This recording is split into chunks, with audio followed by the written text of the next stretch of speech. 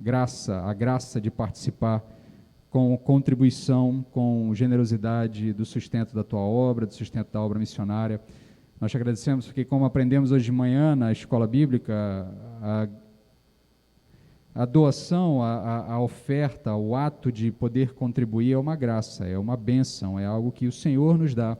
A oportunidade de participar com uma contribuição financeira, monetária, de algo que é muito maior do que nós, que é o projeto de salvação de vidas, de edificação de vidas, de transformação e santificação de vidas, por meio da tua igreja, por meio das agências missionárias que essa igreja sustenta. Dá generosidade ao teu povo, Pai, enche os nossos corações de generosidade, que nós também façamos como aprendemos hoje de manhã, não fiquemos apenas na intenção, que nós de fato coloquemos em prática o desejo de contribuir, o desejo de sustentar a tua causa, a tua igreja, as tuas agências missionárias, para que nós possamos cada vez mais levar o teu evangelho e que o que nós acabamos de cantar seja o quanto antes uma realidade. Remidos, comprados do mundo inteiro, reunidos diante de ti no tempo e no espaço, para te adorar, para engrandecer o teu nome, para te louvar eternamente. Fala conosco nessa noite, fala também com as nossas crianças, dá uma bênção especial a elas, dá uma bênção especial à irmã Stephanie, que estará com ela, a mais a equipe que está lá no berçário, dando suporte, a irmã Anne e demais pessoas que também estão auxiliando. Dá bênção a essas irmãs, para que elas possam sentir-se revigoradas com esse esforço que fazem para auxiliar os nossos irmãos. E que não seja apenas um peso, seja uma graça também para elas. Ajuda-nos, é o que te pedimos, em nome de Jesus. Amém. Amém, meus queridos. Vamos então à nossa mensagem. Nós vamos ao livro de Apocalipse. Nós estamos aí na nossa saga pelo livro de Apocalipse. Chegamos ao capítulo 7. Você vai abrindo aí a sua Bíblia. Hoje vamos vencer o capítulo 7. Eu quero antes fazer uma pequena recapitulação, bem pequena mesmo. Eu sei que domingo passado eu judiei dos irmãos, a mensagem ficou bem extensa, 1h30 quase. Quando eu notei em casa, que eu percebi, eu falei, não, isso está errado, não pode ser tão longo assim, a gente tem que dar uma condensada. Eu sei que muitos irmãos ficam entretidos com o esmiuçar do texto, mas a gente também precisa remir o tempo, né? Não dá para a gente ficar tanto tempo, mas aí eu peço a compreensão dos irmãos, peço aí também a graça dos irmãos, porque o texto tem muitos detalhes, tem muitas questões, e eu quero que os irmãos entendam o texto e tirem dele o máximo possível. Mas o que nós vimos na semana passada? Na semana passada nós vimos a abertura dos 6 primeiros selos, e um cenário é apresentado ao longo daquele capítulo. Diversos selos vão sendo abertos, né? Cada selo, um evento acontece. Nós vimos que esses eventos eles não acontecem necessariamente em uma ordem cronológica, mas uma ordem de consequência. Nós vemos primeiro o selo, o Espírito Santo, o Evangelho vindo, o cavaleiro branco, o cavalo branco. Depois nós vimos guerra, fome e injustiça acontecendo, frutos da ganância do homem, fruto da percepção equivocada do homem por causa da queda. Nós vimos que ao longo daquele capítulo é retratado a natureza humana pecaminosa ao longo da história.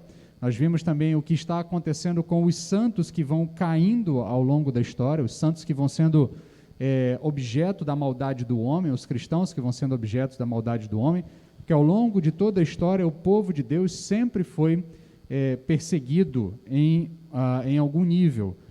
Desde os israelitas, quando Deus ainda lidava com o mundo por meio de Israel, Israel já era perseguido pelos seus vizinhos ali, né? Enquanto Deus lidava com o mundo, se apresentava ao mundo por meio de Israel, Israel já sofria perseguição, e depois quando Deus começa a lidar com o mundo por meio da igreja, por meio do seu Israel de Deus, né? Que nós vamos ver hoje, inclusive, essa expressão, quando Deus começa a lidar com o mundo por meio da igreja, a igreja também continua sendo martirizada, continua sofrendo, continua sendo perseguida. E nós vimos o que está acontecendo com as almas dos mártires no selo 5, e no 6º selo nós vimos que o juízo final então chega, né? Os céus se dobram, a lua vira sangue, o sol escurece, as estrelas caem, uma série de eventos cósmicos abalam toda a estrutura do universo. o céu irrompe, o Cordeiro vem, aquele que está sentado no trono vem para vingar, vem para julgar, vem para trazer destruição aos ímpios. E nós terminamos o capítulo 7, ou capítulo 6, com uma pergunta. Ele termina com uma pergunta emblemática: quem subsistirá à ira do Cordeiro? Quem subsistirá à ira daquele que está assentado no trono? E se você fizer aqui um paralelo, que o livro de Apocalipse fosse uma série de TV ou um filme, nós temos aquele episódio que acaba com aquele grande gancho, né? Preparando para o próximo episódio, você quer saber o que vai acontecer, porque você viu, Deus apareceu, né? O Cordeiro apareceu, o juízo ocorreu, as pessoas estão temendo pelo juízo, então você quer saber o que vai acontecer na sequência. O capítulo 7, ele acaba sendo uma espécie de refresco no meio de tudo isso, porque ele não dá sequência ao evento, ele é um interlúdio. Nós vamos ver isso mais uma vez lá quando nós estudarmos as trombetas. Quando nós vermos da 6ª trombeta para a 7ª trombeta, haverá de novo um interlúdio, um intervalo, recapitulando alguma coisa que ficou para trás. Para quem gosta de série, para quem gosta de filmes ou de livros mesmo, esse é um daqueles capítulos em que o autor vai te fazer enxergar a mesma situação agora por um novo ângulo, por uma nova perspectiva, para que você possa entender o que está acontecendo com outros personagens que estão envolvidos nessa história. E é isso que nós vamos ver agora nesse capítulo 8, ou melhor, no capítulo 7, nós vamos ver o que está acontecendo com outros personagens que estão envolvidos ao longo de toda essa história. Tudo que nós leremos no capítulo 7 acontecerá ao longo do capítulo 6. Ele não acontece em seguida ao capítulo 6, ele acontece em paralelo ao que está relatado no capítulo 6. Então nós vamos ler verso a verso e vamos estudando ele de maneira paulatina aqui. A gente vai fazer uma leitura pausada, né? À medida que a gente for lendo os versos, a gente vai tratando deles, tá? Então nós vamos começar pelos primeiros 3 versos, a retenção da destruição. Então, nos primeiros 3 versos de Apocalipse, capítulo 7, diz o seguinte: depois disso, vi nos 4 cantos da terra 4 anjos em pé, retendo os 4 ventos da terra, para que nenhum vento soprasse sobre ela, nem sobre o mar, nem sobre as árvores, nem contra árvore alguma. Vi outro anjo subir do oriente, tendo o selo do Deus vivo.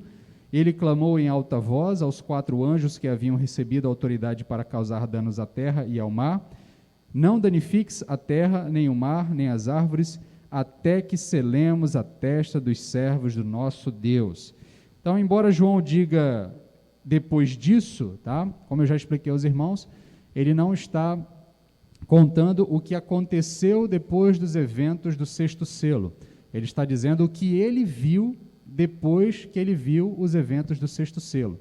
Então, a perspectiva aqui é de João. Ele diz, olha, depois que eu vi os eventos do 6º selo, eu vi outra coisa. Mas o que ele está vendo, nós vamos perceber que não é sequência dos selos, é uma recapitulação do que está acontecendo ao longo da abertura dos selos. Até porque nós vimos aqui que há uma atmosfera de destruição. Nós temos 4 anjos que estão nos 4 cantos da terra, retendo os 4 ventos da destruição.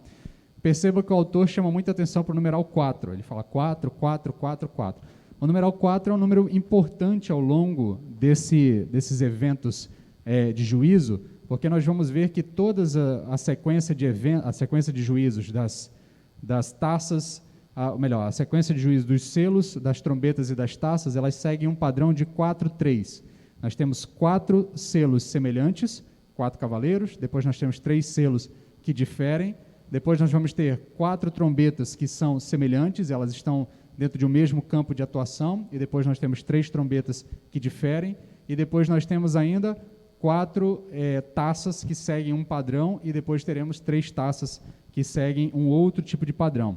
Então, esse processo de 4, 3, ele está ao longo dos próximos capítulos, ao longo desses juízos. E o que nós precisamos entender aqui é que o autor não está dizendo que a Terra é quadrada, tá? Algumas pessoas leem esse texto e tentam achar uma defesa para que o texto bíblico diga que a Terra é plana, que seriam os 4 cantos da Terra. Ele está aqui apontando para os 4 pontos cardeais, norte, sul, leste, oeste. Tá? A ideia das dos 4 cantos da terra são os 4 pontos cardeais, norte, sul, leste, oeste. O fato é que nós temos 4 anjos que estão retendo os ventos da destruição. O vento da destruição é uma expressão que está associada ao ato profético. Muitos profetas do Antigo Testamento associavam a ira de Deus, o juízo de Deus, ao vento, tá? Ou as catástrofes de natureza, ou melhor, as catástrofes naturais, que nós não sabemos de onde vem. Assim como nós não sabemos de onde o vento vem e nem para onde o vento vai, as catástrofes naturais, elas acontecem meio aleatório. Você não tem uma ideia muito bem de onde as coisas estão vindo. Elas vêm de todas as direções. Então, o vento da destruição é esse vento cataclísmico que vem para varrer tudo, para destruir tudo, e você não sabe muito bem a direção. Mas o fato é que João enxerga 4 anjos que estão retendo esses ventos, eles estão retendo esses ventos da destruição nos 4 cantos da terra. Nós vimos que ao longo da abertura dos 4 primeiros selos, especialmente do segundo para frente, segundo, terceiro e quarto, nós vemos uma sequência de destruição que está ali a ordem de Deus, dentro do ordenado de Deus. Quem abre os selos é o próprio Cristo. À medida que ele vai abrindo os selos, os seres viventes dizem o quê? Vem, né? Então há uma ordem de Deus para esses eventos cataclísmicos acontecerem, esses eventos de juízo, esses eventos de destruição. Ainda que para nós soe um pouco estranho, mas todos esses eventos de juízo e de destruição, eles são parte do plano de Deus, eles são o desejo de Deus, é o modo de Deus julgar a criação, de julgar a terra, de julgar e dar juízo aos ímpios. E nós estamos vendo que esses 4 anjos estão retendo aquilo que aparentemente Deus mandou. Deus, então, mandou a destruição ocorrer e, ao mesmo tempo, ele mandou a destruição ser retida. Por quê? Há um elemento que nós vamos ver aqui no verso 3, que aparece um quinto anjo aqui na história, é um chamado de anjo forte, né? Nós vamos ver que ele vai aparecer mais algumas vezes ao longo do texto bíblico. Ele provavelmente é alguma espécie de arcanjo dentro da hierarquia dos anjos aqui, mas esse quinto anjo vem com uma ordem para os demais anjos. Ele diz, olha, vocês receberam ordem para destruição, porque os 4 ventos, mais ou menos, é como se esses anjos fossem guiar esses ventos para a destruição. Então, eles receberam essa ordem para dar continuidade à destruição, e agora eles recebem uma outra ordem: retenham a destruição até que um evento aconteça, até que algo aconteça. Então, esse quinto anjo diz: retenha a destruição até que nós selemos todos os santos de Deus. Então, nós vamos ver aqui que Deus, ao mesmo tempo, determina a destruição, determina o juízo, a destruição dos ímpios e todos aqueles que rejeitam o seu convite para a regeneração, para a restauração, aqueles que rejeitam a soberania e o domínio de Deus sobre todas as coisas, mas, ao mesmo tempo, Deus retém. Por quê? Porque existe um grupo, um povo que Deus está ajuntando para si, um povo que Deus está separando para si, e esse povo precisa ser selado, ele precisa ser protegido. Então, nós vemos aqui que o selo ele tem a ver com proteção. O que nós selamos nos dias atuais tem a ver com proteção. Nós selamos uma carta para que essa carta chegue intacta no outro lugar, né? Nós selamos um documento para que aquele documento se mantenha intacto, se mantenha protegido. Então, a ideia aqui é que esse anjo está dizendo aos outros anjos que enquanto o último santo, o último escolhido do Senhor, o último amado de Deus, o último eleito do Senhor não receber o selo, não receber a marca do Senhor na testa, e é interessante porque muito antes do livro de Apocalipse falar da marca da besta, ele fala da marca do Senhor, ele fala da marca de Deus, e é interessante que por 2 vezes nós vamos ver que os santos são marcados pelo Senhor, e ao mesmo tempo que os ímpios também serão marcados. E é interessante aqui um parênteses, a gente vai voltar a isso mais para frente, mas ninguém passa sem marca, tá? No Apocalipse e na vida, ninguém passa sem marca. Ou você tem a marca do Senhor, ou você tem a marca da besta. Não dá para existir um meio termo, não dá para ficar sem alguma marca. É como Lutero costumava dizer, ele dizia que o ser humano é um cavalo encilhado, é um cavalo com uma sela preparada. Ou ele está sendo cavalgado por Deus, ou ele está sendo cavalgado pelo diabo.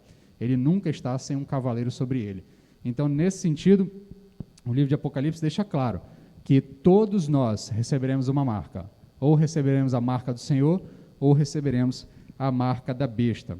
E outro ponto interessante aqui, nesse elemento do selo, da proteção, é que não dá para esquecer aqui, ou não dá para evitar o paralelo com o Êxodo.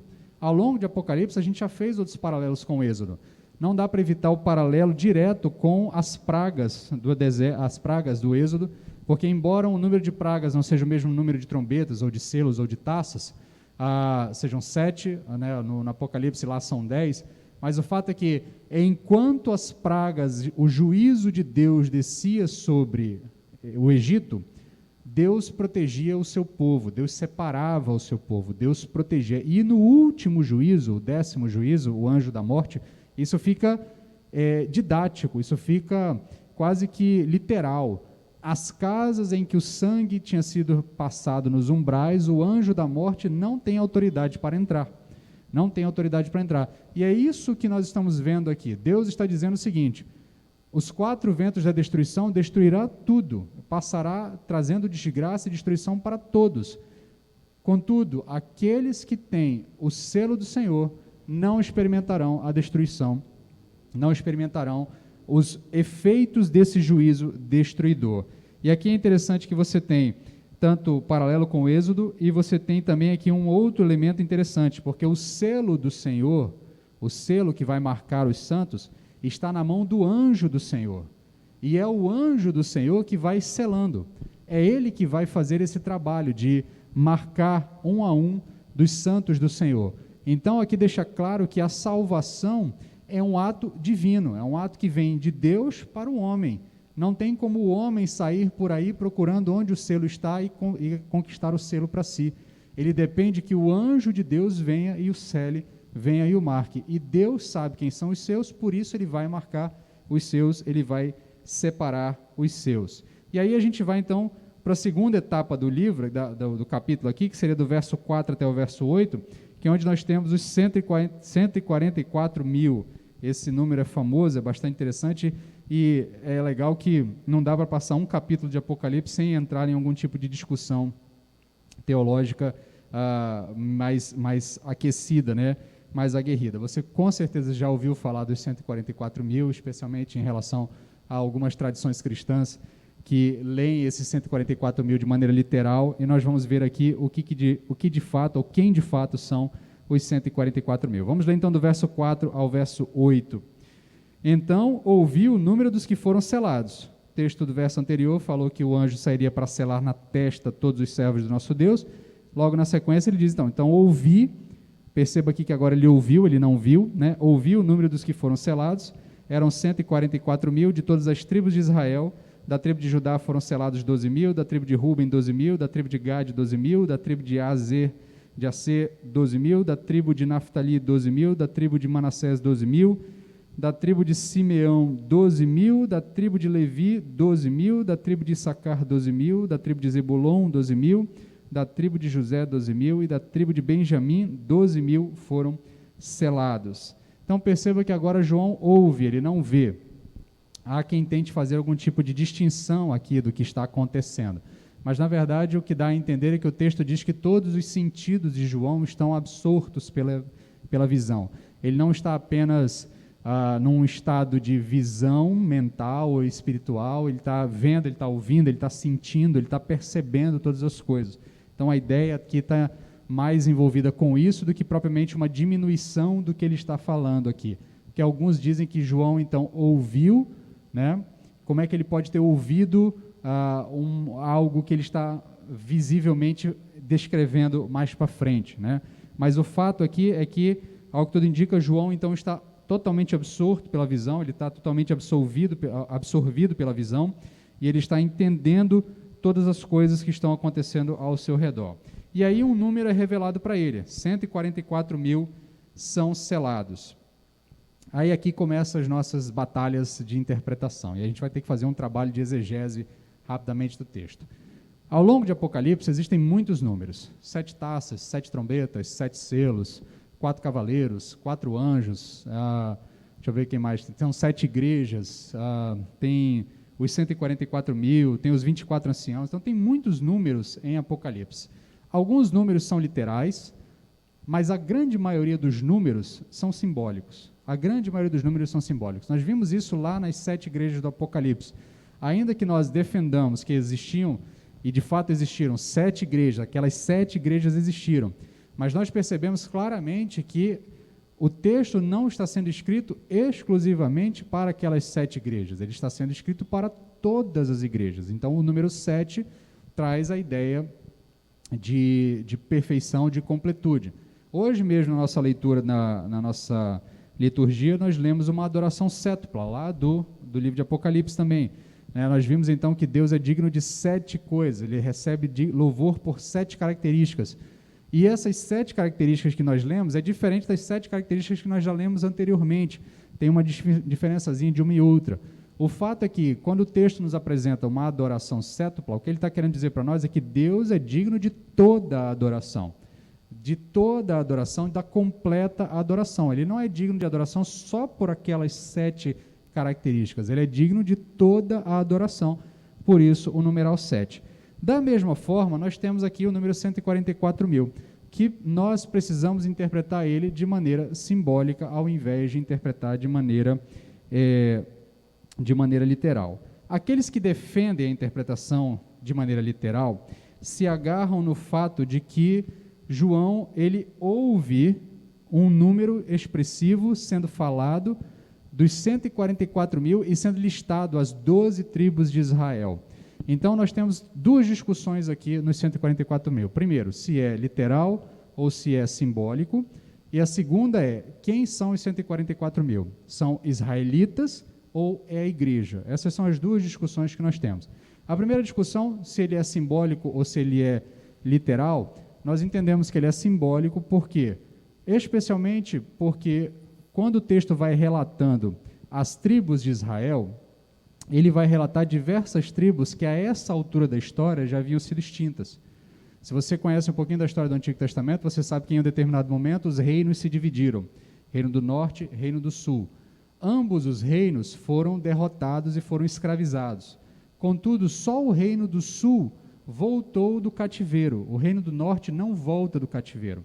Ele se dispersa, ele é totalmente miscigenado, ele é totalmente absorvido pelas demais nações que os babilônicos foram dominando, e o que sobra das 10 tribos do norte é o que no Novo Testamento nós conhecemos como os samaritanos. Os samaritanos é o que sobrou das 10 tribos do norte, uma grande mistura de culturas, uma grande mistura. Então, essas 10 tribos, se nós entendermos que esse texto, que esse número é um número literal, que são 144.000 pessoas dessas tribos, é impossível nos dias atuais você fazer qualquer ligação de árvore genealógica de qualquer uma das tribos que não seja Judá, que não seja Levi e que não seja a tribo de Benjamim, que são as tribos que estavam no Reino do Sul. A tribo de Levi, ela não tem terras no Reino do Sul porque ela não tem terras, tá? A tribo de Levi, ela não recebeu parte na terra, na herança, porque ela é uma tribo dedicada ao templo, dedicada ao trabalho dentro do templo do Senhor. Então, eles não estavam nem no Reino do Norte, nem no Reino do Sul, eles estavam no templo. O templo ficava no Reino do Sul, tá? Então, por isso, você ainda consegue rastrear a tribo de Levi. Por exemplo, João Batista é da tribo de Levi. Nós temos alguns discípulos do Senhor que também eram da tribo de Levi. Mas as outras tribos, a tribo de Sacar, a tribo de Dan, a tribo de José, o texto aqui usa a tribo de José, porque também a gente vai ver mais para frente que quando for distinguir entre Israel e a igreja aqui, nós vamos ver que ele coloca na lista aqui José, né? José, nós sabemos que ele não necessariamente teve uma tribo, seus filhos foram seus representantes na divisão das terras, né? Não havia uma tribo de José, havia a tribo dos seus filhos, né? Os seus filhos é que assumem a sua parte na herança e dão continuidade à sua história, até porque quando as tribos se organizam, os clãs vão se organizando, José está no Egito, e os seus filhos é que vão dar continuidade a esse processo de organização dos clãs dentro de Israel. Mas o fato aqui é que seria impossível, no momento de João, você conseguir delinear 144.000 ou 12.000 pessoas da tribo de Zebulon, 12.000 pessoas da tribo de Issacar, 12.000 pessoas da tribo de Ruben, de qualquer uma dessas tribos que são do Reino do Norte. Então, por conta disso, é muito difícil você aceitar os 144 mil como um número real ou como um número de fato de pessoas, de 144 mil. Outro fato que também corrobora contra a ideia de ser um número real, o número de 144 mil pessoas, é o fato de que o livro de Apocalipse trabalha com números simbólicos. Em sua grande maioria do texto, há muitos números simbólicos. E na literatura apocalíptica, de uma maneira geral, a grande maioria dos números são simbólicos. Então, se você tiver que fazer uma escolha de interpretação, a sua primeira tentativa de interpretação sempre será pelo simbolismo, antes de tentar a interpretação pelo literalismo. Se você estiver estudando, fazendo exegese de um texto apocalíptico, a tendência natural é que os elementos sejam simbólicos. Por isso a gente fica com a ideia de que os 144 mil são simbólicos, tá? São simbólicos, e aí agora a discussão é, os 144 mil é a igreja ou é Israel? Tá? Há quem defenda que esses 144 mil são os israelitas que vão se converter durante a grande tribulação. Você já deve ter ouvido isso em uma interpretação, especialmente dentro das interpretações dispensacionalistas. A gente já falou um pouquinho sobre essas nomenclaturas. Existem alguns meios de interpretação do livro de Apocalipse. Um deles é o chamado dispensacionalismo, é a ideia de que Deus dividiu a história da humanidade em 7 dispensações. Nós estaríamos vivendo agora a dispensação da igreja, tá? Então, ao longo dessas 7 dispensações, Deus então vai realizando o seu plano de salvação, e quando chegar na dispensação do juízo, na grande tribulação, nessa tribulação que afetará todas as pessoas, a igreja é arrebatada para os dispensacionalistas, e fica as pessoas na terra, e Israel sofrerá um processo de conversão. Desse processo de conversão, 144 mil se converterão. Isso é a interpretação dispensacionalista.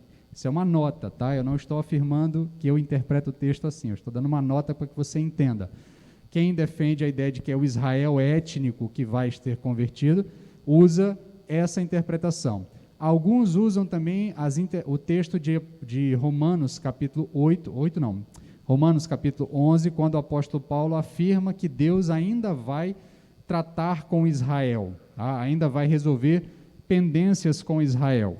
Contudo, da mesma forma como nós percebemos anteriormente que o contexto não nos leva a uma interpretação literal dos 144 mil, o contexto também não nos leva a uma interpretação de que os 144 mil sejam Israel, o Israel étnico, o Israel mesmo lá do Estado de Israel, que hoje está lá em constante guerra com os palestinos.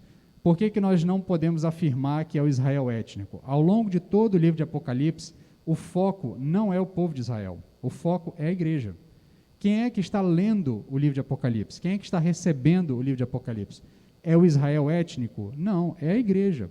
Então seria muito estranho você, nesse momento, separar os israelitas para um tratamento especial e deixar a igreja ao lado. E fora que, se só Israel for selado, o que acontece com a igreja gentílica? Ela não vai receber selo? Ela não vai receber essa proteção? Então fica um tanto quanto estranho nós interpretarmos que os 144 mil são o Israel étnico. Então o que nós concluímos é que os 144 mil é uma representação da totalidade da igreja, ao longo de toda a sua história, representada pela ideia do povo de Israel, das tribos, porque no sentido aqui é uma representação numérica de todo o povo de Deus que vai passar por todos os momentos de tribulação ao longo da história. Perceba só, a centralidade do livro é na igreja. Ao longo do livro, a ênfase é em indivíduos resistindo pela fidelidade, não em grupos, sejam de tribos ou sejam de etnias. A percepção neotestamentária é de que a igreja é o novo Israel. Perceba só, Jesus escolhe 12 discípulos. Esses 12 discípulos não representam as 12 tribos de Israel. Eles são um paralelo das 12 tribos de Israel, mas eles não representam as 12 tribos de Israel, até porque cada discípulo não é de uma tribo diferente. Cada discípulo, muitos deles eram da mesma tribo, muitos deles nem sabiam de que tribo eram. Então, nesse sentido, nós temos 12 discípulos que suplantam as 12 tribos. Nós temos as 12 tribos no Antigo Testamento e agora nós temos 12 discípulos. As 12 tribos são são o sustentáculo do povo de Israel, os 12 apóstolos são os sustentáculos da igreja. Então, nesse quesito, nós temos os 12 apóstolos como suplantadores da ideia das 12 tribos. Em Gálatas 6,16, Paulo deseja graça e paz ao Israel de Deus. E ele está falando com quem? Com os Gálatas. Ele não está falando com os israelitas. Ele chama os Gálatas de o Israel de Deus. Tá? Gálatas 3,29, o apóstolo Paulo diz: sois de Cristo. Se vocês sois de Cristo, vocês são descendentes de Abraão. Então, Paulo deixa claro que a descendência genética de Abraão não torna ninguém povo de Deus. O que torna alguém povo de Deus é você estar ligado a Abraão por meio de Cristo. Queremos receber as bênçãos que foram prometidas a Abraão lá em Gênesis 12, nós precisamos estar em Cristo. Quando Deus promete a Abraão que todos os povos da terra seriam abençoados por meio de Abraão, ele está falando de Cristo. Ele está dizendo que é por meio de Cristo que todos os povos serão abençoados. Então, se nós somos de Cristo, nós somos descendentes de Abraão. E 1 Pedro 2,9, esse é clássico, está na porta da nossa igreja. Se você leu a placa ali de comemorativa aos 50 anos da igreja, você vai ver que está esse texto lá. Pedro vai se referir à igreja com termos usados para falar do Israel. Vai dizer que é raça eleita, sacerdócio real, nação santa, povo de propriedade exclusiva do Senhor. Então, a concepção neotestamentária é de que a igreja é o Israel de Deus.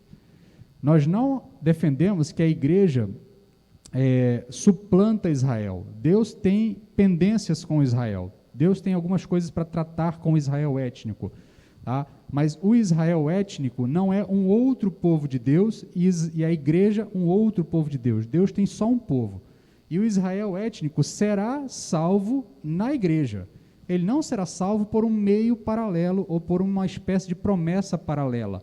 A salvação para qualquer israelita está em confessar Jesus Cristo como seu Senhor e Salvador. Se ele não confessar Jesus Cristo como seu Senhor e Salvador, não adianta ser circuncidado, não adianta ser filho de Abraão, não adianta guardar o sábado, não adianta usar quipá, não adianta usar estola, ter negócio de Davi lá, a bandeira de Davi, não adianta ter miniatura da arca do templo, não adianta absolutamente nada disso. Tá? Para ser salvo, tem que confessar Jesus Cristo como Senhor e Salvador. E quem confessa o Senhor Jesus Cristo como Senhor e Salvador, ele é incluído na igreja, ele não é incluído no Israel. Então, nesse sentido, os 144 mil é uma representação da igreja, é uma representação do povo de Deus, do Israel de Deus, esse Israel espiritual de Deus, o Israel que Deus tem para si, que é o seu povo, que ele está guardando, que ele está preparando, que ele está ajuntando, que ele está selando ao longo da história. Então, nesse sentido, nós entendemos que os 144 mil, eles são uma representação de Deus, uma representação do povo de Deus ao longo de toda a história. Lembre-se que no capítulo anterior nós temos uma visão da história da humanidade. Por que agora João, que está recapitulando essa história, os 4 ventos da destruição e toda os anjos segurando a destruição, por que João agora focaria em Israel? Se em nenhum momento da leitura Israel foi foco da preocupação do autor. Então, não faria sentido dentro da concepção do texto, dentro da concepção da construção do texto. Então, nós entendemos que os 144 mil são uma representação dessa multidão de Deus, desse povo de Deus. Primeiro, ele tem uma representação numérica de um povo que está sendo selado. Então, se ele está sendo selado, é porque se sabe o número. Por isso, 144 mil. Porque aqui nós precisamos entender, Deus tem um povo para si, e esse povo já está eleito e escolhido e selado desde a eternidade. E Deus está ao longo da história recolhendo o seu povo, ajuntando o seu povo. Então, Deus sabe quem são os seus. Por isso, o número 144 mil, porque é um número finito, é um número conhecido por Deus, é um número certo, tá? É um número certo. Mas, ao mesmo tempo, nós vamos ver logo nos versos seguintes, que uma multidão incontável aparece, porque Deus sabe quem são os seus, mas a multidão dos que serão convertidos é uma multidão incontável, porque ao longo de toda a história, milhares e milhões de pessoas se converteram ao longo da história, reconheceram Jesus Cristo como Senhor e Salvador e estarão diante de Deus no juízo final. É isso que nós temos aqui, esse contraste entre um número conhecível, 144 mil, e logo no verso seguinte, um número não contável, um número inconcebível, uma multidão que não se pode contar. Porque ao mesmo tempo nós temos uma definição eterna de Deus, de quem são os seus, Deus sabe quem é o seu povo, e Ele está selando o seu povo, Ele está marcando o seu povo, Ele está separando, Ele está protegendo o seu povo do juízo vindouro, e ao mesmo tempo esse povo é infinitamente enorme, ele é incontável, ele é impossível para nós contabilizarmos todos os santos do Senhor, mas Deus sabe quem são os seus, Ele conhece um a um, e Ele marcou um a um, e está marcando ao longo da história um a um dos seus. E aí nós vamos ao verso 9 ao 12, porque aí aqui nós temos o contraponto da multidão em adoração, verso 9 até o verso 12. Depois dessas coisas, viu uma grande multidão, que ninguém podia contar, de todas as nações, tribos, povos e línguas, em pé diante do trono e na presença do Cordeiro, todos vestidos com túnicas brancas e segurando palmas nas mãos, e clamavam em alta voz: salvação ao nosso Deus que está assentado no trono e ao Cordeiro. Todos os anjos que estavam em pé ao redor do trono dos anciãos e dos 4 seres viventes prostraram-se diante do trono, com o rosto em terra, e adoraram a Deus, dizendo: Amém, louvor, glória, sabedoria, de graça, honra, poder e força sejam ao nosso Deus pelos séculos dos séculos. Amém. Então, agora, João, que viu um número finito, 144 mil, agora ele vê um número incontável. Ele vê um número incontável. Há quem diga que são duas multidões diferentes. Aí faz a separação. Os 144 mil é Israel, o Israel étnico, e a multidão seria a igreja. Mas não faz sentido, porque Deus não tem dois povos. Deus não trata com separação. Eu não tenho o povo de Israel, que eu vou tratar de um jeito, e a igreja, que eu vou tratar de outro. Essa é a grande crítica que nós fazemos à visão dispensacionalista. A visão dispensacionalista, a clássica, e aqui me perdoem, porque são diversas nomenclaturas e elas se confundem entre si. Você tem a visão dispensacionalista clássica e você vai ter uma chamada dispensacionalista progressiva. Quando eu precisar separar elas, eu vou dizer bem claro. Quando eu falar apenas dispensacionalista, entenda a dispensacionalista clássica. Quando eu quiser falar da dispensacionalista progressista, eu vou chamar a atenção. Porque a dispensacionalista progressista, ela é mais aceitável, ela é exegeticamente mais embasada. A dispensacionalista clássica, ela é muito confusa, ela é muito folclórica, e o grande problema dela é esse. Ela diz que a igreja é um intervalo na relação de Deus com Israel. Deus tentou com Israel, Israel teimou, Deus diz assim, fiquem em stand-by, eu vou lidar com outro povo, quando vocês sentirem ciúme, eu volto a tratar com vocês. É basicamente isso que a visão dispensacionalista clássica diz. Por isso nós vivemos o intervalo da dispensação da igreja, que é aquilo que eles defendem como esse período que a igreja está vivendo. Então, nesse processo, o João viu um número finito, porque Deus conhece os seus, agora ele vê um número infinito, porque essa multidão ela é enorme, mas, ao que tudo indica no texto, é a mesma multidão. É a multidão dos 144 mil, agora ela está representada pela sua vastidão de pessoas de todas as tribos, povos e raças. E alguns pontos interessantes tem aqui nesse trecho. Perceba que o verso começa dizendo o seguinte, que o texto diz o seguinte, verso 9: depois dessas coisas, viu uma grande multidão que ninguém podia contar, de todas as tribos, povos e línguas, em pé diante do trono, na presença do Cordeiro, todos vestidos com túnicas brancas e segurando as palmas nas mãos. Como é que acaba o capítulo 6? O capítulo 6 acaba com a seguinte pergunta: quem subsistirá? Ou seja, quem ficará de pé diante do Cordeiro? Basicamente a pergunta é essa: quem ficará de pé diante do Cordeiro irado, diante daquele que está sentado no trono, que vem em ira para julgar? O capítulo 7, o verso 9 responde: os eleitos de Deus, os selados de Deus, eles estarão de pé diante do Cordeiro. Perceba aqui que enquanto os ímpios, no capítulo 6, querem se esconder de Deus, os eleitos de Deus, os amados de Deus, eles permanecem em pé Isso demonstra dignidade, isso demonstra segurança, isso demonstra aceitação, isso demonstra não medo, isso demonstra reverência a Deus. O povo de Deus está de pé diante de Deus porque o povo de Deus não teme a Deus. Porque o povo de Deus não enxerga o cordeiro irado. O povo de Deus enxerga o cordeiro amoroso, aquele que morreu por nós. O Deus que está sentado no trono, não, para nós, o trono não é não é uma coisa temerosa, onde raios e trovões saem e nos trazem medo. O trono do Senhor é um lugar agradável, nós queremos estar diante do trono. Essa é a diferença entre os ímpios, aqueles que caminham na terra, os habitantes da terra, o texto de Apocalipse chama os ímpios de os habitantes da terra, é a diferença em relação aos santos, aos eleitos de Deus. Os eleitos de Deus ficam de pé diante do trono. A pergunta do capítulo 6 é respondida agora. Quem fica de pé diante de Deus? Os eleitos, aqueles que foram selados, aqueles que foram protegidos por Deus, aqueles que foram guardados por Deus. E é a primeira vez ao longo de todo o livro de Apocalipse que um ser não espiritual aparece de pé diante do trono. Até esse momento, apenas seres espirituais apareceram de pé diante do trono. Mas agora nós temos um ser não espiritual, que seriam os santos, e nesse momento aqui, do verso 9 em diante, nós já estamos depois do juízo.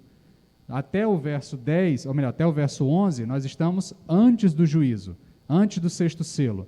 Tá? Entenda aqui também o encaixe cronológico. Até o verso 11 do capítulo 7, ou melhor, até o verso 8 do capítulo 7, esses eventos estão acontecendo até a abertura do sexto selo e ao longo do sétimo selo. A partir do verso 9, nós já estamos vendo depois do encerramento do juízo final. É o momento do gozo eterno, é o momento da alegria eterna. Então, nós vemos aqui que os seres, pela primeira vez, seres não espirituais estão diante do trono, e novamente esse coral cresce. Lembra lá no final do capítulo 5 que eu chamei a atenção que o coral que vinha adorar o Cordeiro ia crescendo progressivamente? Começa com os 4 seres viventes, os 24 anciãos, depois todos os seres de todos os lugares da terra, do ar, do mar, e todo mundo vinha diante do Cordeiro para adorar. Hoje nós cantamos isso, né, de todas as tribos, povos e raças, muitos virão te louvar. Nós cantamos também em outros cânticos ao longo das muitas liturgias nos últimos domingos, essa expressão de que todo mundo adorará a Deus, todos estarão diante dele para a adoração, todos renderão glória, renderão louvor a Deus. Então, nesse ponto, nós temos agora essa multidão crescendo. Perceba que você tem o capítulo 5, uma grande horda de anjos que se juntava aos seres viventes para adorar, juntamente com os 24 anciãos, ao Cordeiro, que era digno de abrir os selos. E agora, aqui no verso 11, todos os anjos. Lá no capítulo 5, o texto diz que uma horda de anjos se juntou.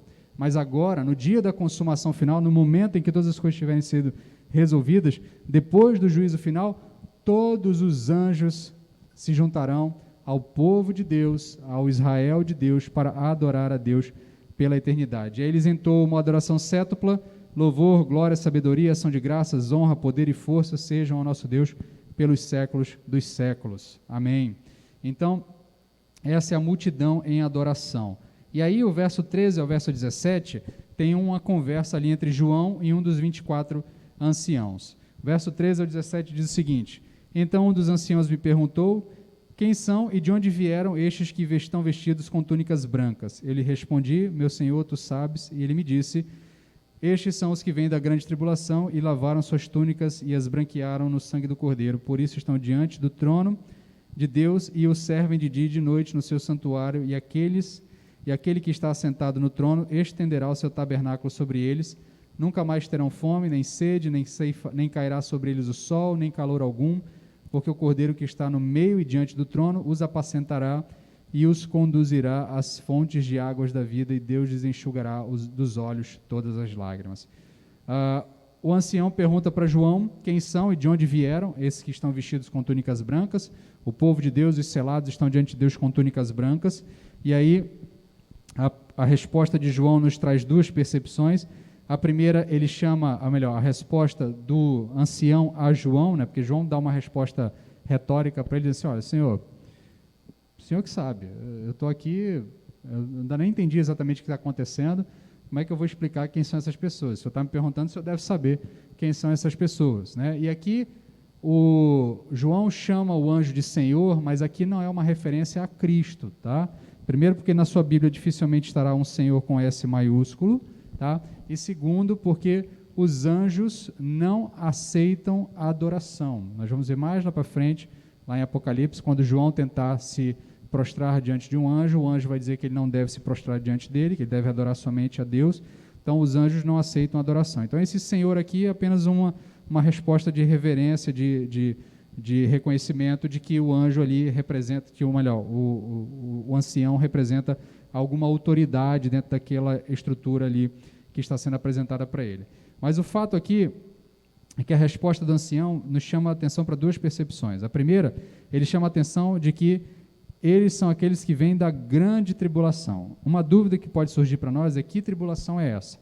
Seria essa a grande tribulação que é anunciada lá para os finais dos capítulos de Apocalipse, a mesma grande tribulação que Jesus Cristo faz referência lá em Mateus 24, no seu sermão escatológico, em Marcos 10, que é o paralelo dele, ou seria a tribulação, a grande tribulação apenas de forma genérica, uma tribulação que tenha se passado ao longo da história como um todo, tá?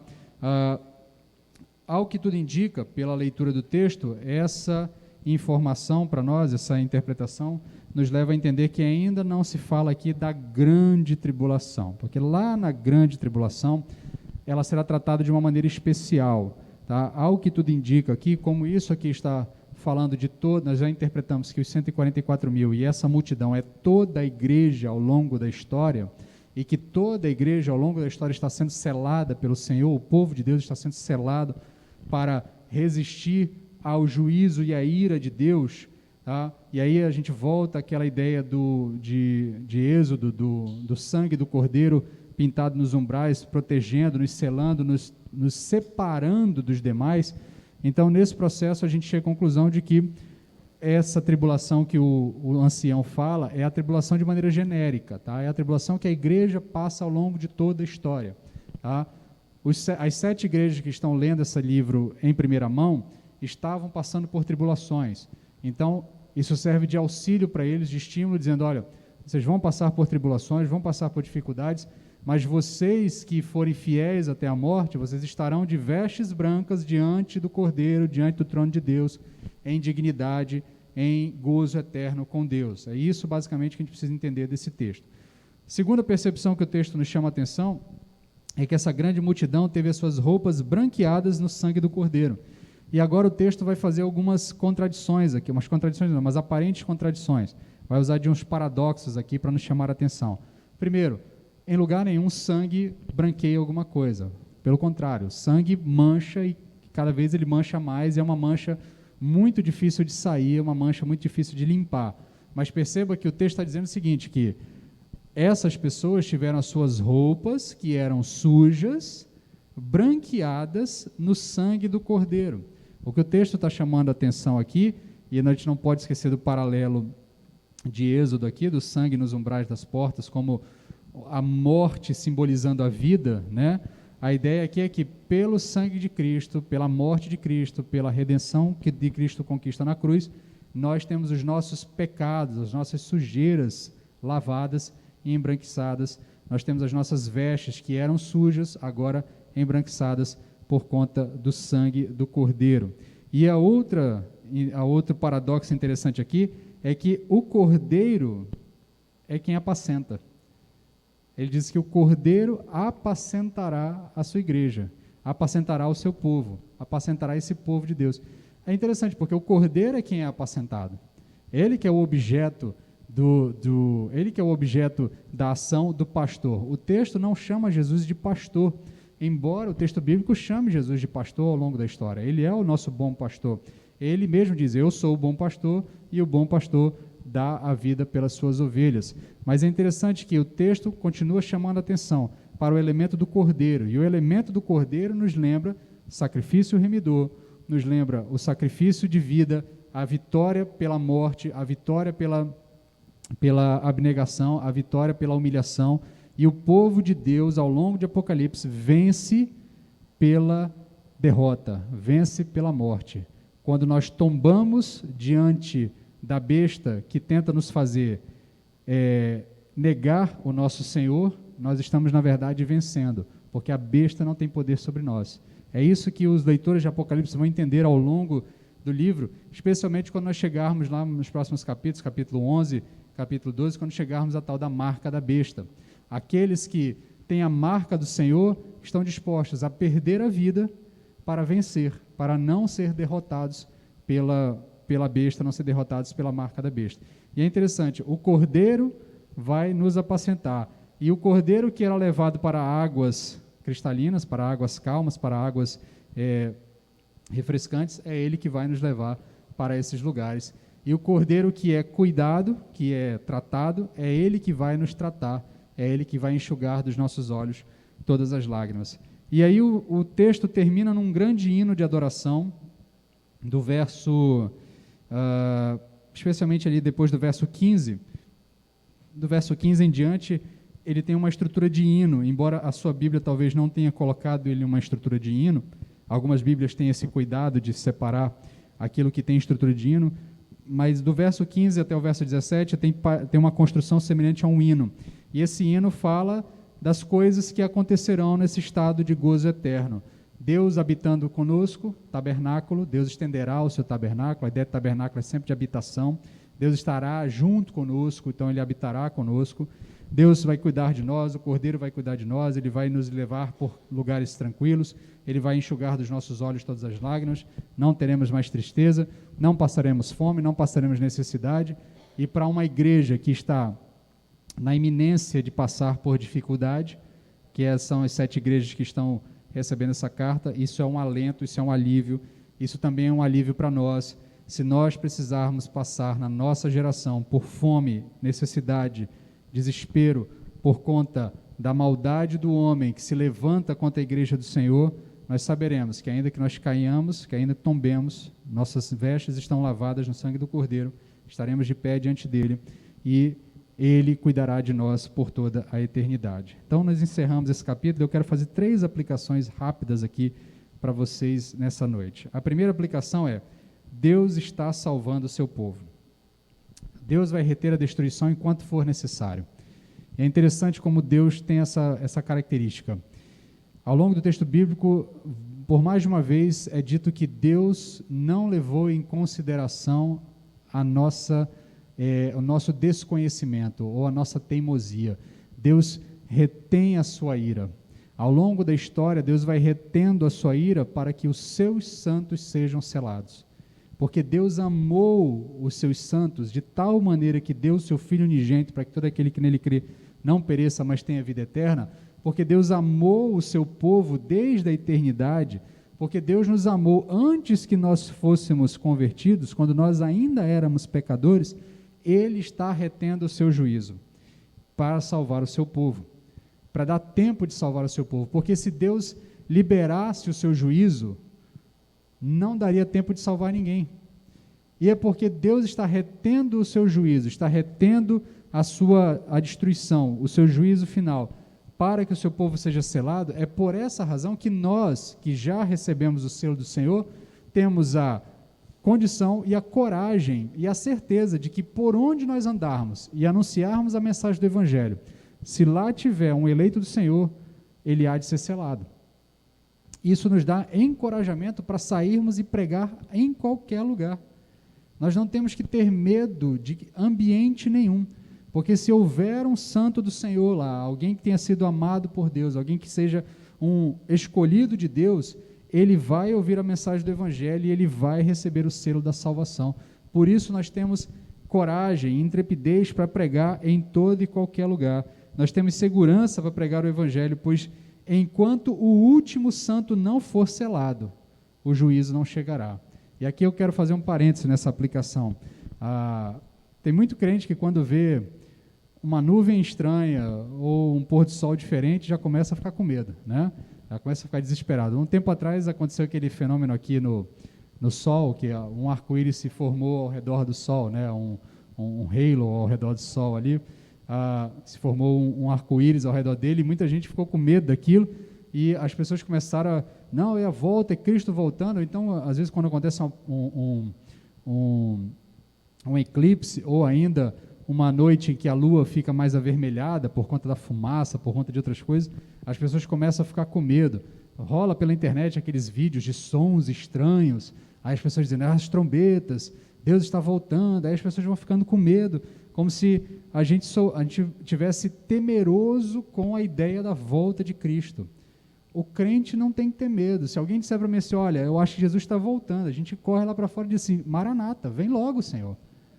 Venha logo, porque a sua vinda a sua chegada é a certeza de que todos os santos já foram selados, e é a certeza de que o teu povo já foi separado, o teu povo está protegido, e é a certeza de que o mal será punido e nós finalmente encontraremos gozo eterno. Então o crente não teme a volta de Cristo, o crente celebra a volta de Cristo. O crente anela, ele anseia a volta de Cristo. Nós cantamos hoje, então se verá o Filho do Homem vindo sobre as nuvens com poder e glória. Isso é para nós motivo de alegria. A ideia disso acontecer devia aquecer os nossos corações em todo momento. Mas é porque Deus está retendo o seu juízo, é porque Deus está retendo a sua mão destruidora, que nós temos a tranquilidade para continuar pregando o Evangelho, anunciando o Evangelho. Seguimos em confiança, cumprindo a missão que nos foi dada de anunciar o Evangelho a todos os povos, porque Deus está salvando o seu povo. Deus está salvando o seu povo. Segunda aplicação, Deus está protegendo o seu povo. Os santos do Senhor são selados, eles são propriedade privada do Senhor. Aquilo que é de Deus está protegido. E aqui eu quero fazer uma outra subaplicação aqui. É interessante como você tem crente com medo das forças espirituais. É gente com medo de fantasma, é crente com medo de espírito, é crente com medo de sei lá, de aparição, de algumas coisas estranhas. Você está selado, meu irmão, você está protegido. O mal não lhe toca. Ainda que ele lhe toque a sua carne física, essa carne é temporária. Ele não tem poder de tocar aquilo que é eterno. Nós não temos medo das forças espirituais. Por isso que a nossa relação com o mundo espiritual não é uma relação de medo, é uma relação de compreensão de que são forças, muitas vezes, além das nossas capacidades. O próprio Cristo disse aos discípulos em determinado momento, eles tentaram expulsar um demônio de uma criança e não conseguiram, e aí Jesus Cristo chega lá, dá a ordem, o demônio vai embora, e aí os discípulos falam, mas Senhor, nós fizemos tudo o que era para fazer, seguimos a cartilha, tudo que o Senhor tinha dito para nós, e o demônio não saiu. Aí Jesus Cristo disse, olha, esse tipo de demônio só sai com jejum e oração. Então, Cristo deixa claro que existem forças espirituais que de fato são mais poderosas do que nós. Contudo, em momento algum, o texto bíblico nos dá a menor ideia de que elas tenham poder sobre o povo de Deus. Muito pelo contrário, aquilo que é de Cristo o inimigo não toca, porque é propriedade de Deus. Você é propriedade de Deus. Você é propriedade, ele comprou você, ele não está interessado em arriscar perder você.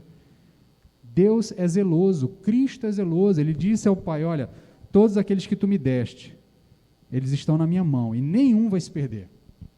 Eu vou entregar para ti no dia do juízo, porque a visão da teologia bíblica é o seguinte, Cristo vem para arregimentar o povo para entregar a Deus.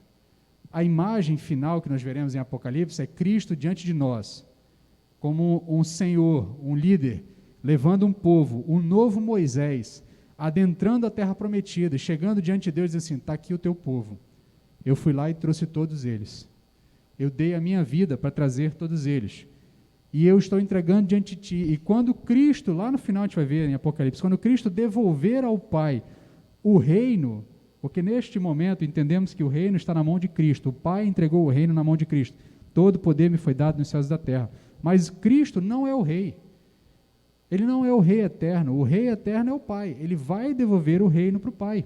Nós vamos ver isso lá no final em Apocalipse, que Cristo devolve ao Pai o reino, e quando ele devolver ao Pai o reino, ele devolve o povo, aqui está o teu povo. Então, você, meu querido, que foi selado, você que confessou Jesus Cristo como Senhor e Salvador, você é propriedade exclusiva do Senhor, não tenha medo do mundo espiritual, o mundo espiritual não tem poder sobre você, Você não precisa ter medo da noite, você não precisa ter medo do escuro, você não precisa ter medo de fantasmas, você não precisa ter medo de assombração, você não precisa ter medo das coisas que você não consegue explicar.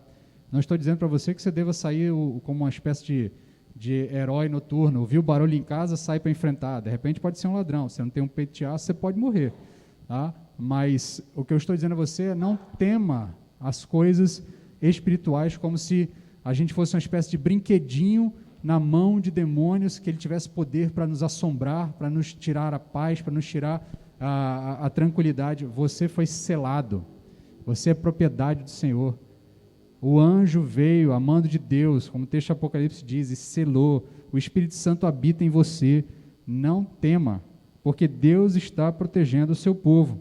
Assim como o anjo da morte, lá em Êxodo, não tinha autoridade para entrar na casa onde o sangue estava nos umbrais, da mesma forma, o mundo espiritual, as hostes, as entidades malignas, os demônios não têm autoridade sobre sua vida, porque você é propriedade exclusiva do Senhor, você é selado. Acredite nisso, entenda isso e viva com a tranquilidade de alguém que é propriedade do Senhor. Os demônios não têm poder sobre sua vida, os demônios não têm poder para tirar a sua paz, porque aquele que é o Senhor da paz disse: a minha paz vos dou, não vou-la dou como o mundo a dá. Venham até mim e encontrem paz, encontrem descanso. O Senhor da paz nos deu isso, e é Ele que nos selou, é Ele que nos comprou, é dele que somos propriedade. Por isso, nós podemos descansar nesse Deus que está protegendo o seu povo. Por fim, terceira e última aplicação, Deus está recompensando o seu povo. Nós vimos que ao longo do capítulo 6, do capítulo 7, aqueles que foram tombando ao longo da história da humanidade, os crentes no Senhor que foram tombando ao longo da história da humanidade, que foram sendo tragados pela maldade do homem, que foram sendo tragados muitas vezes pela maldade das hostes malignas, operando a mente de homens, porque a perseguição que tanto judeus quanto romanos, quanto outras pessoas fizeram contra o povo de Deus, não se espante, mas isso tem influência maligna em tudo isso. Esses santos do Senhor, selados pelo Senhor, que foram sendo ceifados ao longo da história, vão sendo recebidos diante de Deus, e eles já estão num estado de gozo, eles já estão com as suas vestes branquiçadas, eles já estão com as suas vestes brancas diante do Senhor, eles já estão com palmas nas mãos. A ideia das palmas nas mãos é a ideia da celebração, é a ideia do regozijo do momento eterno. E então, Deus já está recompensando o seu povo. Por isso, meu querido, se você hoje tombar pela maldade dos homens, se por acaso alguns dos nossos tombarem pela maldade dos homens, ainda que seja doloroso para nós, ainda que seja triste para nós sabemos que eles estão sendo recebidos diante do Pai. Eles estão diante de Deus nesse momento, e eles estão em estado de gozo, em estado de alegria, em estado de celebração diante de Deus. Isso nos conforta, porque Deus já está recompensando os seus. Deus já está salvando o seu povo, Deus está protegendo o seu povo, e Deus já está recompensando o seu povo por se manter fiel a Ele até a morte. Que Deus aplique aos nossos corações essa palavra, que Deus nos ajude a viver de acordo com essa graça, a ter essa concepção, a ter essa percepção. Vamos cantar um cântico, um hino. Eu quero encerrar esse momento de mensagem cantando o hino 286 do HCC, Alvos Mais que a Neve, para celebrarmos essa ideia que nós entendemos do texto, que nós percebemos do texto. Convidar a igreja para ficar em pé.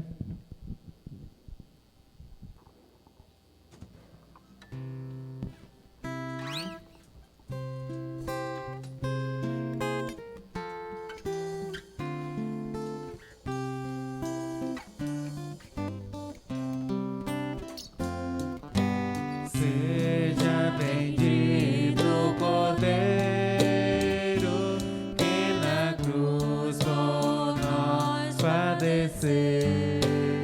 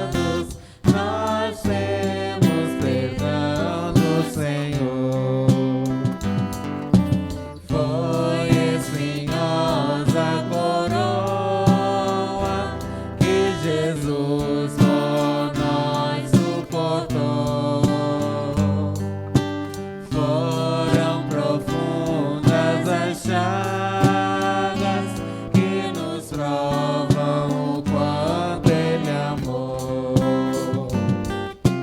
Há nessa chaga as pureza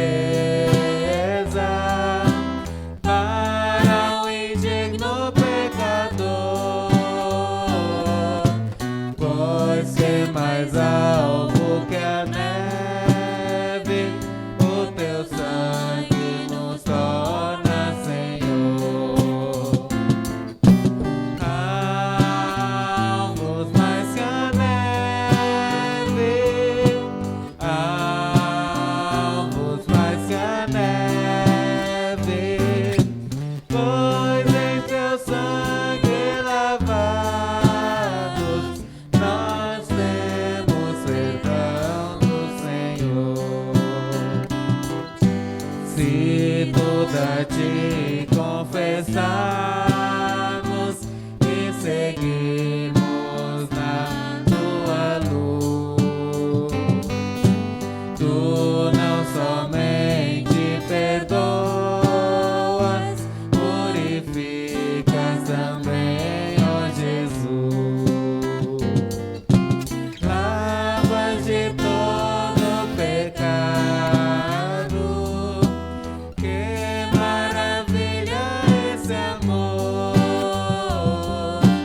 pois que mais alvo que a neve, o teu sangue nos torna Senhor.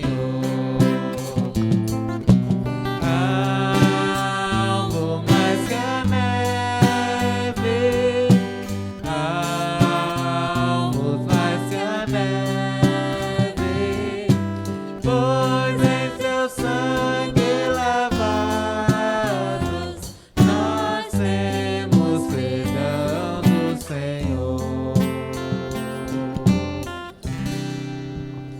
Senhor, aplica aos nossos corações a Tua palavra, aplica aos nossos corações essas certezas, que possamos realmente descansar no fato de que, diante de Ti, já somos alvos mais que a neve.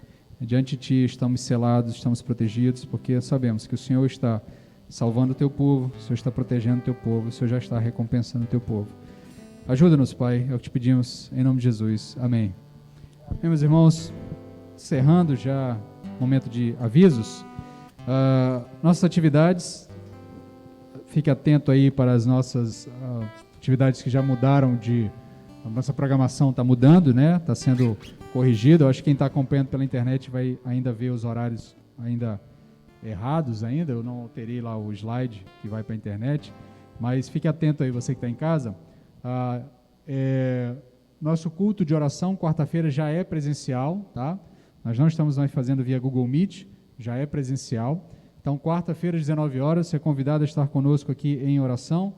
Nós reservamos 1 hora para orarmos juntos, uns pelos outros. Então, quero convidar você que é membro da igreja, você que nos visita, você que deseja tirar um momento no meio da semana para orar a Deus, para compartilhar com seus irmãos as suas necessidades e ajudar os seus irmãos nas necessidades deles em oração. Convido você a estar conosco 19 horas aqui na igreja, tá? 19 horas, nossa reunião de oração, nosso culto de oração.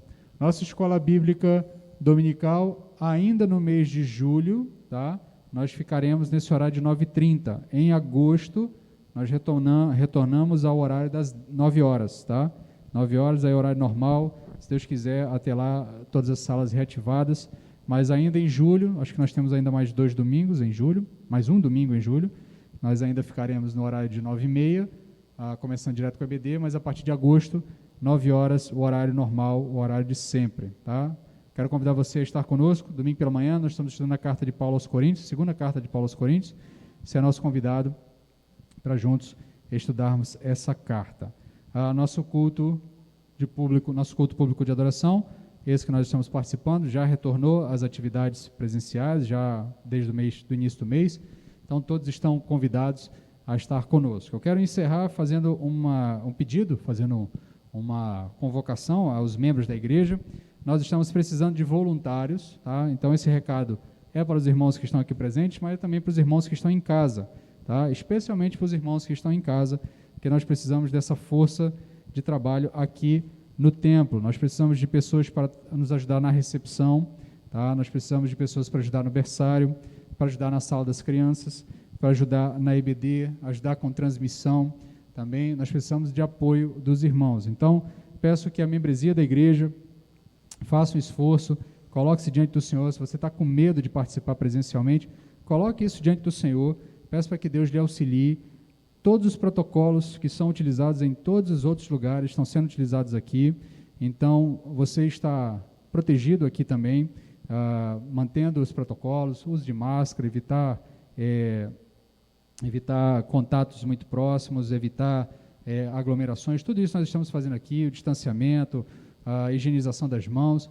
Então, quero fazer um pedido à membresia da igreja, que está em casa, que faça um esforço para juntos começarmos a retomar as atividades da igreja. Então, nós precisamos de ajuda para a recepção, nós precisamos de ajuda no berçário, na sala das crianças, na EBD, na transmissão, nós precisamos de ajuda dos irmãos. Então, eu conto com os irmãos para que nós possamos cuidar da casa do Senhor, da Igreja Batistolaria, para que nós possamos oferecer aos nossos visitantes, aos membros da igreja também, possibilidade de terem um culto mais tranquilo e que não fiquem sobrecarregados com as outras atividades paralelas. Então, peço que você que está em casa aí, que por acaso esteja temeroso, que você coloque isso diante do Senhor, peça auxílio dele para que ele lhe dê a tranquilidade e a coragem necessária para vencer esse medo. E você que está em casa por outras razões, né, por outras situações, peço que você também reflita sobre essa situação. Seus irmãos estão aqui precisando da ajuda e você, como membro dessa igreja, está sendo convidado a se juntar aos membros que estão aqui presencialmente para juntos dividirmos essas tarefas para que todos possamos participar tranquilamente e não fiquemos sobrecarregados. Certo? Esse é o meu pedido aos membros da igreja. Queremos dizer àqueles que nos visitam, estão muito bem-vindos, sejam muito bem-vindos, sintam-se em casa. Tá? Tony, muito obrigado pela ajuda. O irmão Tony hoje nos ajudou. O irmão Glauco teve um problema de saúde, não pôde nos ajudar hoje com a música. O irmão James está de férias e o irmão Daniel viajou a trabalho, então uma sequência de eventos aí no mesmo domingo. O irmão Tony nos socorreu nessa noite. Que Deus te abençoe, que Deus derrame graça sobre sua vida. Vamos ficar em pé para fazermos uma bênção final e em seguida nos despedirmos aos nossos lares.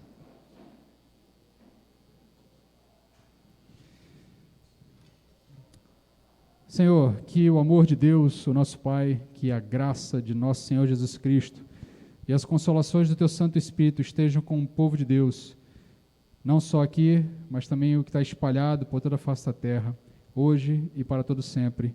Amém. Amém, meus queridos? Vamos em paz aos nossos lares, que Deus nos guarde e até semana que vem.